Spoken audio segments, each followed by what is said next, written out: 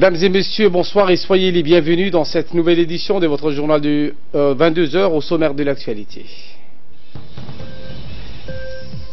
Ce 9 avril est une grande date dans l'histoire de la République de Djibouti puisque le chef de l'État a été réuni à la magistrature suprême. Également dans l'actualité, une réunion de réflexion pour l'amélioration des services d'état civil. Et dans l'actualité internationale en Syrie, Damas et Moscou accusent Israël d'avoir bombardé une base syrienne. C'était les titres. Bienvenue à tous.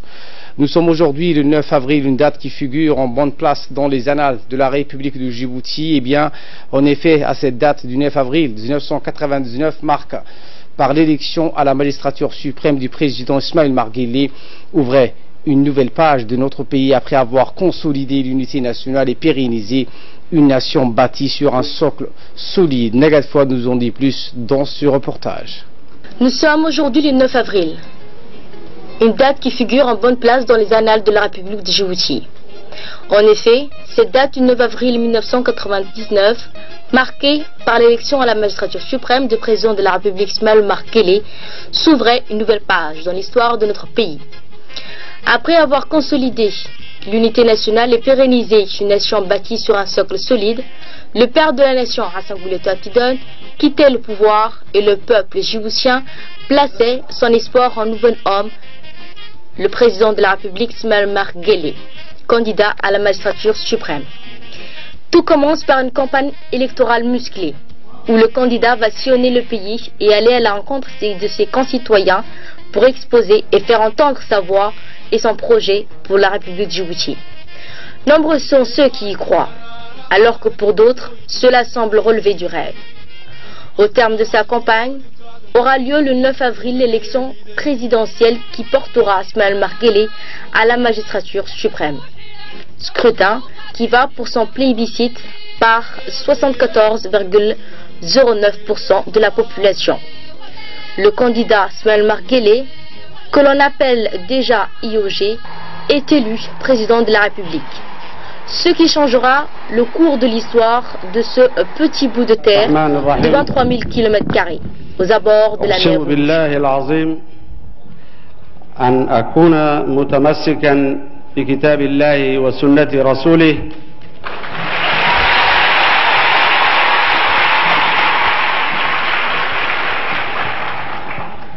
Par la simple raison que tout changera dans ce pays aride dépourvu de toute infrastructure. Plus qu'un changement, une transformation radicale qui propulse Djibouti dans une nouvelle dimension qui peut-être n'aurait jamais vu le jour sans ce choix des Djiboutiens du 9 avril 1999. Ce jour qui aura tracé la destinée de Djibouti.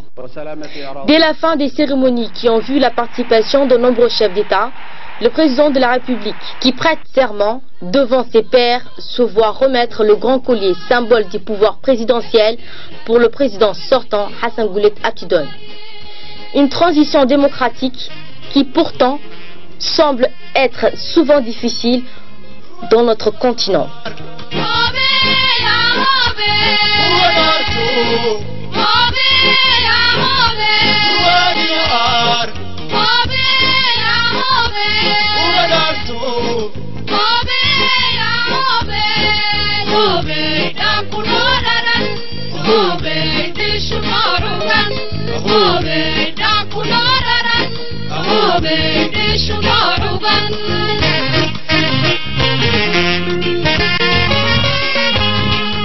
والليدي هاي لحدي دوغمبا وحبدو غنيني كبالا هبون خفي دايالي كبا دابمني دابقتي حجري عسي دابو مرقتي وحاجي كرا والليدي هاي والليدي هاي والليدي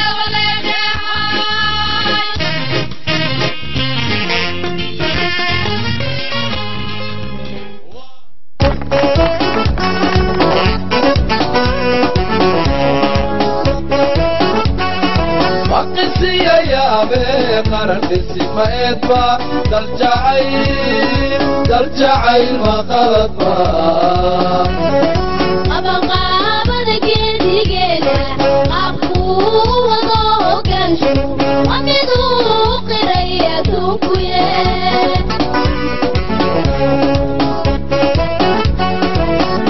fois installé, le nouveau président va lancer son programme des grands chantiers, notamment les ports, pour faire de Djibouti un hub et une porte d'entrée de l'est du continent et de la zone du Comesa.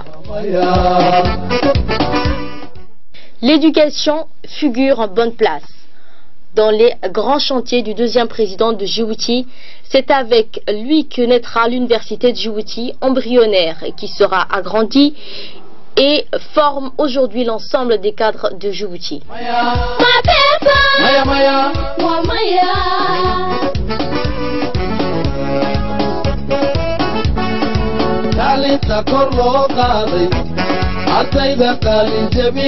La santé de la population garde une place importante dans un programme politique avec le renforcement de la modernisation de notre système de santé publique avec la création de l'université de médecine et surtout l'instauration du système AMU, l'assurance maladie universelle.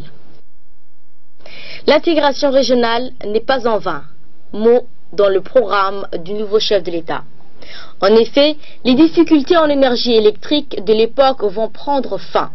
Avec l'interconnexion électrique avec notre voisin éthiopien, cela marque également un grand bond dans l'utilisation énergie propre auquel aspire aujourd'hui le monde entier. La géothermie sera repensée et le pays se dotera d'un véritable programme géothermique qui verra la formation des ingénieurs qui sont aujourd'hui aux commandes de ce programme dont la phase forage vient d'être lancée. Si l'aridité posait problème, ce cap si vital sera surmonté par l'adduction d'eau potable à partir de Chénilé en accord avec les autorités éthiopiennes. Un projet qui va si vite aboutir puisque le manque d'eau en cette période d'été appartient désormais au passé. L'intégration économique régionale verra son couronnement avec la mise en service de chemins de fer reliant Djibouti et Éthiopie, entrée déjà en service. Un chemin de fer moderne qui va remplacer une ancienne ligne qui reliait les pays devenus obsolètes. En ce 9 avril 1999, le choix des Djiboutiens n'a pas été vain, puisqu'il signifiait, entre autres, tous ces projets que nous venons d'énumérer, des projets que seul ce plébiscite des Djiboutiens a permis en celui qui portait leur espoir à réaliser pour son pays. Enfin, il y a lieu de mentionner l'intégration sociale, économique et politique de la femme qui, sans la ferme volonté du chef de l'État, n'aurait jamais abouti. Puisque 0 place en 9 avril 1999, à l'Assemblée nationale, les femmes occupent un quart de l'hémicycle aujourd'hui. Un banc dans une autre dimension en cette société très conservatrice comme la nôtre.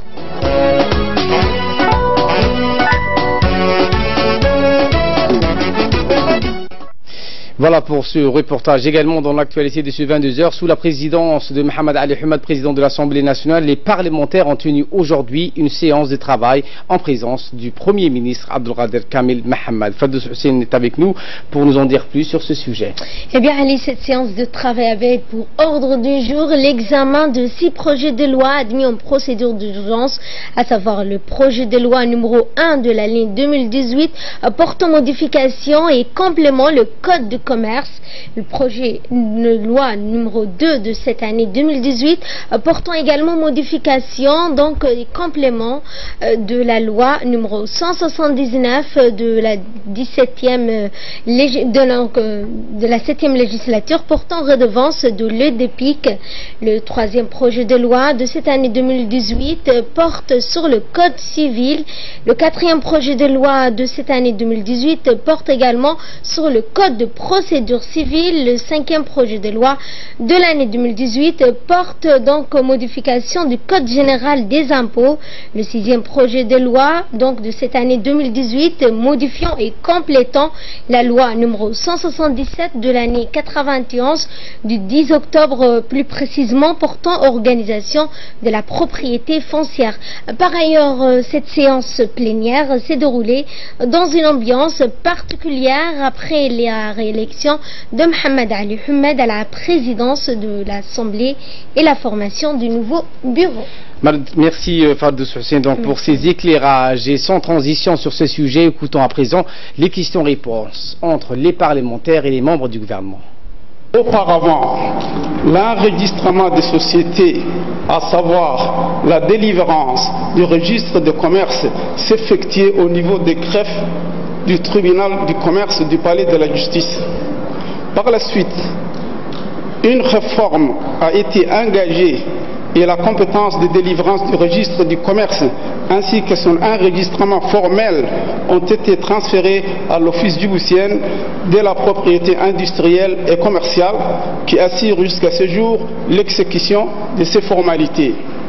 Qu'il se trompe et qu'il confond deux types de registres. L'enregistrement le registre de commerce restera à l'ODEPIC. Ce n'est pas le registre de commerce qui est déplacé. C'est un nouveau registre qui s'appelle registre des sûretés mobilières. Par exemple, si vous voulez donner votre voiture en gage, les banques qui vont payer la voiture vont inscrire dans le registre qui sera placé à la banque centrale que ton véhicule est gagé. C'est tout simplement ça. Je félicite le gouvernement de chercher tous les moyens de mettre en valeur le climat des affaires à Djibouti et de prendre les dispositions suivantes afin d'attirer des investisseurs à Djibouti pour relancer notre économie. Mais j'aimerais savoir si le gouvernement compte prendre prochainement des mesures nécessaires pour préserver le travail aux Djiboutiens. Je voudrais tout d'abord rappeler que cette question ne dépend pas du département du commerce, mais quand même je vais essayer de répondre. C'est l'inspection du travail qui devrait faire le contrôle sur le marché du travail. Je crois que ma question revient au ministre du Budget.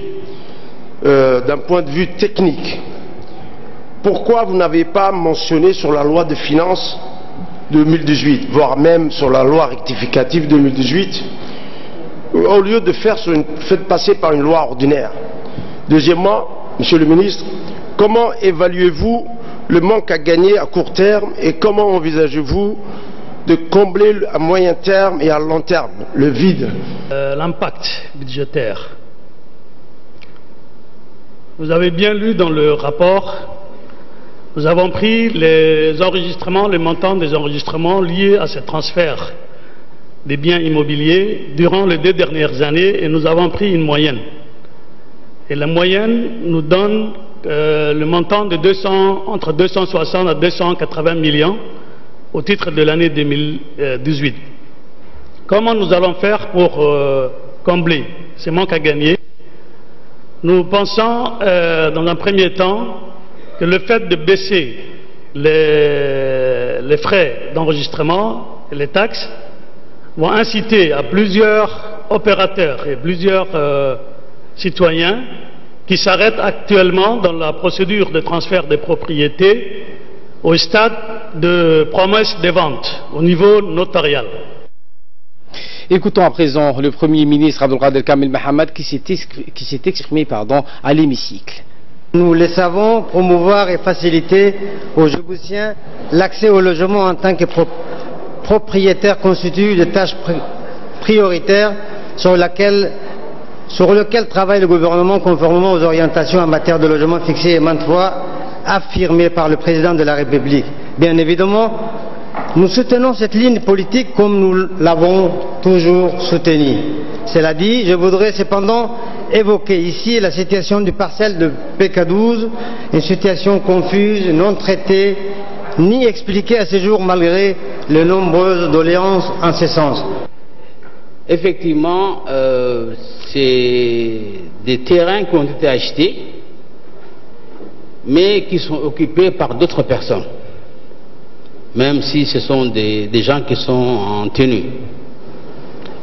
ce problème maintenant a été résolu. Les gens vont déménager de là-bas, ils vont leur donner d'autres terrains où ils doivent acheter le terrain. Ce n'est pas gratuit.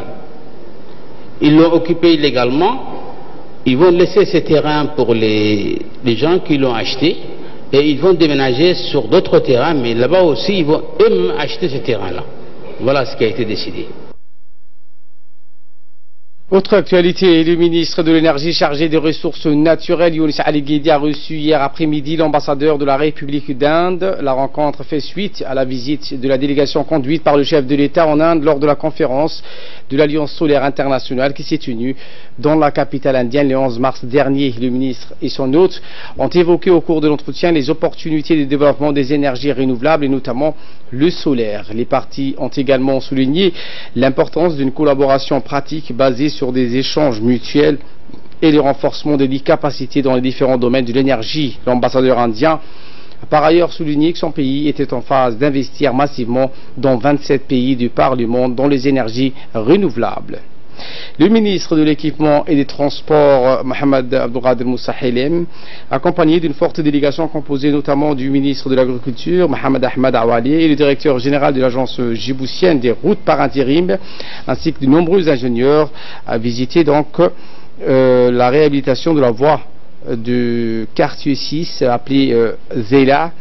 Il a par ailleurs exhorté donc les responsables de l'ADR en faire davantage pour offrir au pays des infrastructures de qualité. Rappelons que les travaux ont été réalisés conjointement par des équipes d'ingénieurs et des techniciens de l'agence des routes et des Chinois de la société CCECC, ainsi que l'Office national de l'eau et de l'assainissement de Djibouti.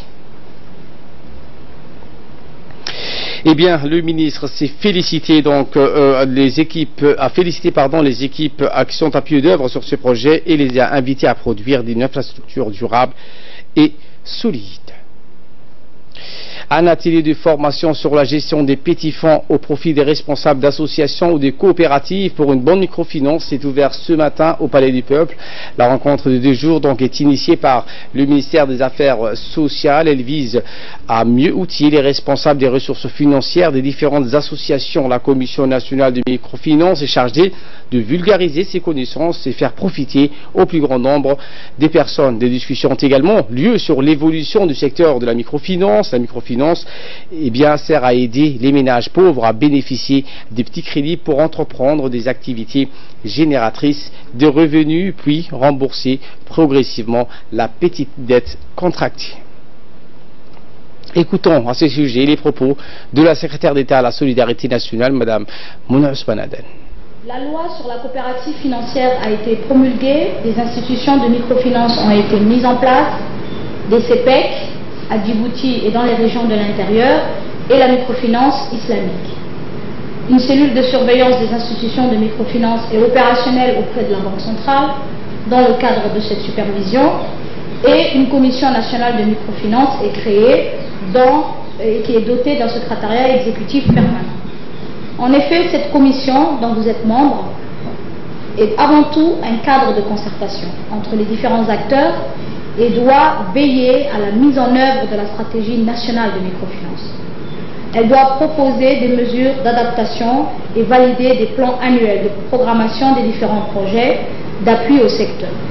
Elle doit aussi assurer la représentation et la défense du secteur, la synergie entre les différents acteurs.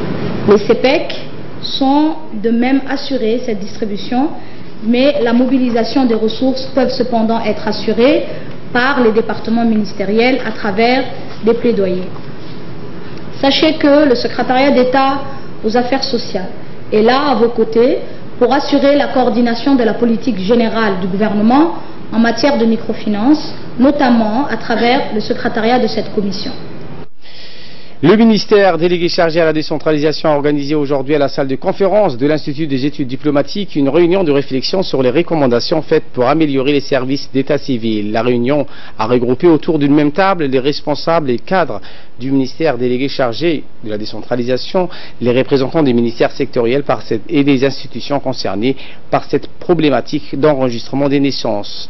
Les préfets et les sous-préfets ou leurs représentants, les présidents des conseils régionaux et communaux, la mairie ainsi que les représentants des partenaires techniques et financiers ont été conviés. La réunion fait suite à la validation en décembre dernier d'un rapport qui explicite les anomalies observées lors des enregistrements des naissances. Le rapport a été élaboré avec l'appui de l'UNICEF.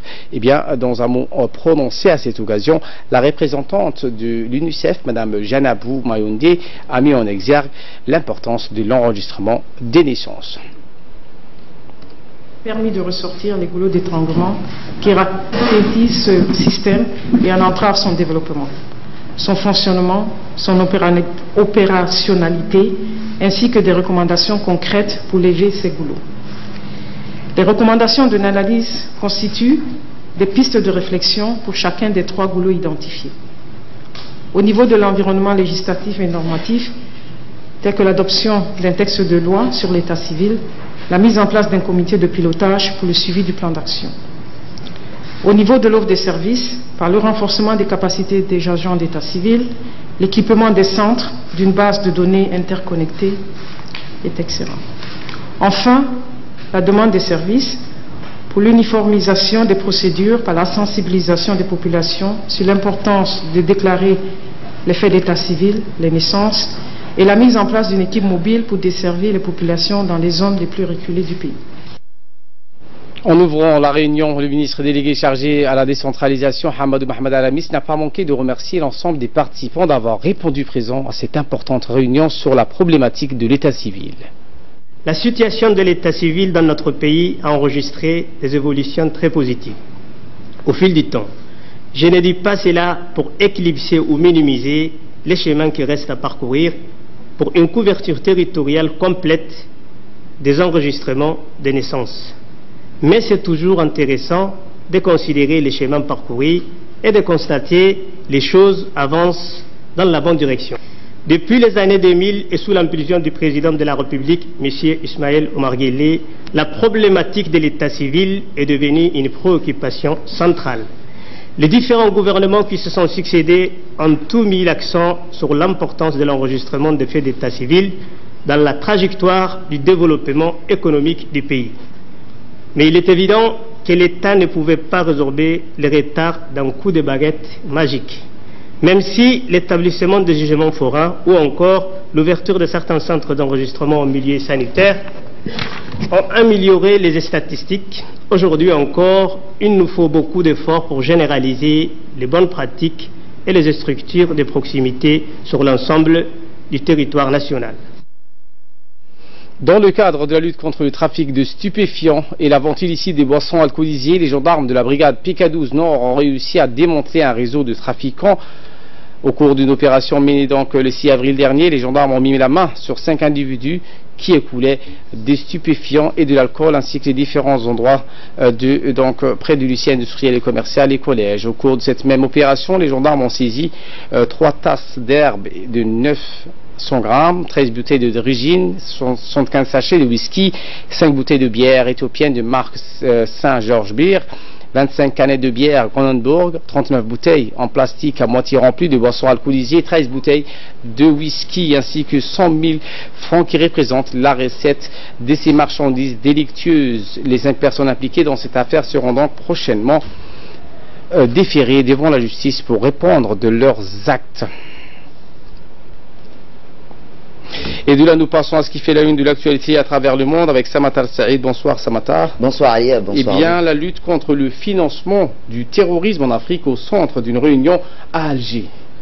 Eh bien, Ali, avant tout, une réunion de haut niveau sur la lutte contre le financement du terrorisme en Afrique s'est ouverte aujourd'hui à Alger, avec la participation des représentants des États africains, des organisations, des experts internationaux qui se pencheront sur la question de l'ordre stratégique préoccupant collectivement les États, ainsi que les moyens, Ali, méthodes de lutter contre le terrorisme.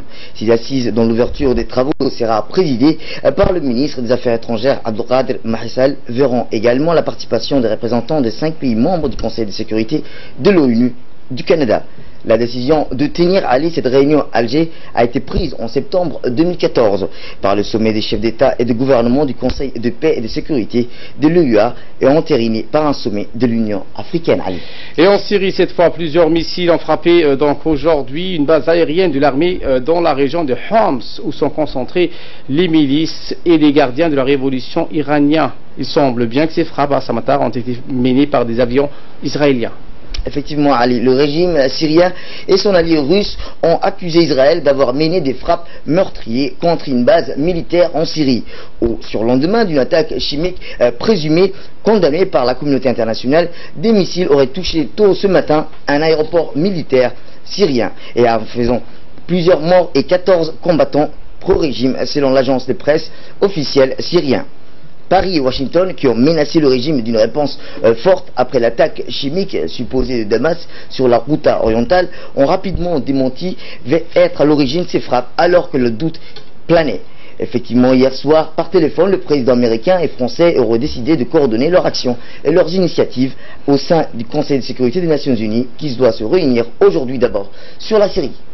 Et nous terminons avec Pyongyang, qui promet de parler de son arsenal nucléaire avec Washington. Eh bien, Ali, la Corée du Nord confirme qu'il est prêt à négocier une dénucléarisation à la péninsule. Après s'est montrée très silencieuse sur le contour du grand sommet entre Kim Jong-un, Donald Trump, la Corée du Nord, vient d'indiquer aux États-Unis que la rencontre programmée pour la fin mai aurait bien eu lieu, que son régime était même disposé à discuter à cette occasion d'une éventuelle dénucléarisation de la péninsule. Jusqu'ici, Washington n'avait été informé de ses désirs de dialogue que par les diplomates sud-coréens. Reste désormais Ali à finaliser l'organisation du sommet qui pourra se dérouler en Mongolie plutôt qu'à Pyongyang. Et merci Samatar. Vous voulez continuer? Effectivement, Ali, les diplomates nord-coréens auraient récemment contacté directement des homologues américains, notamment par le biais de leur représentation respective à l'ONU, afin de préparer la future rencontre entre les deux leaders américains et nord-coréens. Merci Samatar pour ces explications et merci à vous de nous avoir suivis. Très bon suivi du programme sur Télé Djibouti.